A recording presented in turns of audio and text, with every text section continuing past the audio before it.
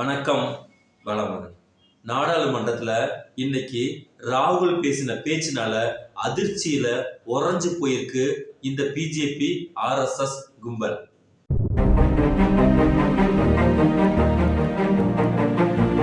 शिव जी को देखें तो उनकी इमेज से आपको पता लगता है कि हिंदू डर नहीं फैला सकता, हिंदू हिंसा नहीं फैला सकता, हिंदू नबी 24 घंटा नफरत हिंसा नफरत हिंसा नफरत हिंसा।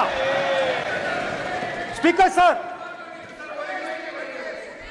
कहां कहां तक इन्होंने डर फैला दिया है?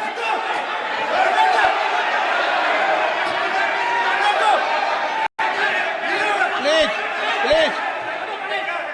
सर, कहां कहां तक इन लोगों ने डर फैला दिया? मैं आप அதாவது கடந்த 10 ஆண்டுகளாக இந்த பிஜேபி எதிர்க்கட்சிகளை எந்த அளவுக்கு நாடாளுமன்றத்தில் மதிப்பளித்தார்கள், வழி நடத்தினார்கள் அப்படிங்கிறத ஊரே என்ன நாடே உலகமே பார்த்து சிரித்த கதை நாம் பார்த்தோம். அந்த இடத்தில் இந்த மோடி இன்றைக்கு எதிர்க்கட்சி தலைவருக்கு எழுந்து நின்று பதில் சொல்லியிருக்கக்கூடிய வரலாற்றில் புதிய மோடி, பழைய மோடியாக சொல்லிய வார்த்தைகள் நாடாளுமன்றத்தின் பார்வையாளர் மாடத்தில் அமர்ந்து கொண்டுதான் இனிமேல் காங்கிரஸ் இந்திய நாடாளுமன்றத்தை வேடிக்கை பார்க்கும் அப்படின்னு சொல்லி எந்த அளவுக்கு பேச முடியுமோ அந்த அளவுக்கு இறங்கி பேசினார்கள்.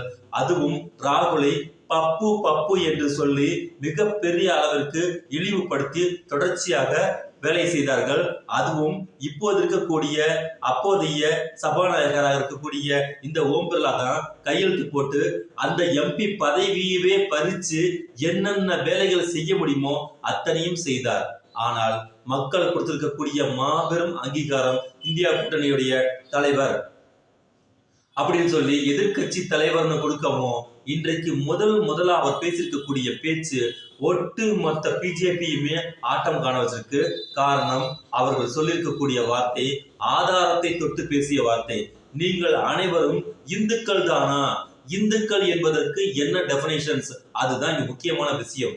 அதாவது பிஜேபி ஆர்எஸ்எஸ் வகையறாக்கள் அனைவருமே ஒரு பேச்சை தெளிவாக அணுகுமுறை செய்வார்கள். காரணம் என்னன்னு கேட்டீங்கன்னா, ஹிந்து முஸ்லிம்ஸ் அப்படின்னு சொன்னா அந்த ஹிந்துக்குள்ள இருக்கக்கூடிய அந்த பார்ப்பான் அப்படிங்கிற ஹிந்துவை ஒழிச்சு வச்சுக்குவான். வெளியில இருக்கக்கூடிய ஹிந்து 97% பிற்படுத்தப்பட்ட தாழ்த்தப்பட்ட மக்களை மட்டும் இந்துவாக அவுட் போக்கஸ் பண்ணி இந்த முஸ்லிம் மக்களுக்கு எதிராக திசை திருப்பி விட்டு அடிச்சுக்க செய்து மிகப்பெரிய வாக்கு கலவரத்தெல்லாம் உண்டு பண்ணி வாக்குகளாக மாற்றியதுக்கு பிறகு அந்த மறைந்திருக்கக்கூடிய 3% மக்கள் வெளியே வந்து அதிகாரத்தை பிடித்துக் கொள்வார்கள். இதுதான் அவர்களுடைய ஒரு ரெகுலர் அஜெண்டாவா வச்சிருந்தாங்க. ஆனால் இன்றைக்கு ராகுல் அவர்கள் மிக தெளிவாக இவர்கள் பண்ணிருக்கக்கூடிய அயோக்கியத்தனங்களை, நீங்கள் சொல்லக்கூடிய இந்துக்கள் என்பவர்கள் யார்? அதாவது பிற்படுத்தப்பட்டவர்கள் தாழ்த்தப்பட்டவர்கள் தான் இந்துக்களா அல்லது பார்ப்பனர்கள் அனைவருமே இந்துக்களா? இதுக்கு முதல்ல பதில் சொல்லவும் உடனே நீங்கள் எல்லாம் வந்தேரிகள்னு சொல்லி இவங்க கூச்சல் போடவும் உடனே இங்க இருக்கக்கூடிய நம்ம ராசா எந்திரிச்சு வந்து செம்மையா அதுக்கு பதில் சொன்னாரு.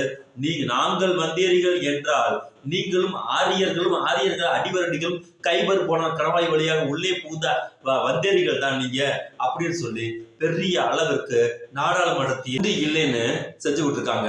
இதுல முக்கியமான விஷயம் என்னன்னு கேட்டீங்கன்னா, மணிப்பூர் கலவரத்துல ஆரம்பிச்சு இங்க இருக்கக்கூடிய நீட் வரைக்கும் அழகா அதை வரிசைப்படுத்தி இவங்களை உண்டு இல்லைன்னு ஆக்கி அனைத்திற்குமான விவாதத்தை தொடர்ச்சியாக செய்ய வேண்டும், அதற்கான நேரத்தை நீங்கள் வழங்க வேண்டும் சொல்லி மிகப்பெரிய அளவிற்கு ராகுல் வந்து இன்னைக்கு ஒரு பெரிய போர்க்கோலத்தை நாடாளுமன்றத்தில் நிகழ்த்திருக்காரு. இது தொடர்ச்சியாக வரும் பட்சத்தில் இங்கே மக்களுக்கான ஒரு மிகப்பெரிய வார்த்தைகள், மக்களுக்கான குரல், இவை அனைத்தும் நாடாளுமன்றத்தில் ஒழிக்கப்பட்டு அவர்களுக்கான வாய்ப்பையும் அவர்களுக்கான வாழ்க்கையையும் இந்த நாடாளுமன்றமும் இந்த இந்திய அரசும் ஏற்படுத்தி கொடுக்க வேண்டும். அதற்கான குரலாகத்தான் நான் இருக்க போகிறேன்னு சொல்லிய வண்ணம் செயல் அப்படிங்கிற மாதிரி இன்றைக்கு முதல் ஸ்பீச்சை செம்ம அதிரடியா செஞ்சு கொடுத்திருக்காரு. ஆரம்பிக்கலாம்.